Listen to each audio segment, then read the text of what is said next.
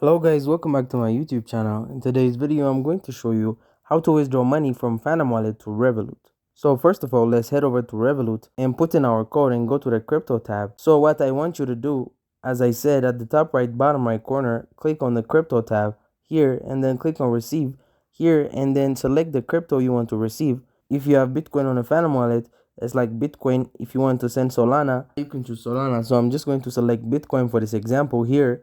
And then what you need to do is simply click on copy here once it's loading. So yeah, but you just copy and then go out and go again to the Phantom Wallet, authenticate and stuff, and then click on send and then click on crypto that you want to send, but it needs to be like, if it's Bitcoin wallet, then send Bitcoin. So make sure that's it. I'm just going to click on Bitcoin and then you need to put in a wallet, click on paste and then click on next. Then you can enter the amount of whatever you want, and that's it. Thank you guys for watching this video. If this video was helpful, don't forget to like and subscribe to my YouTube channel.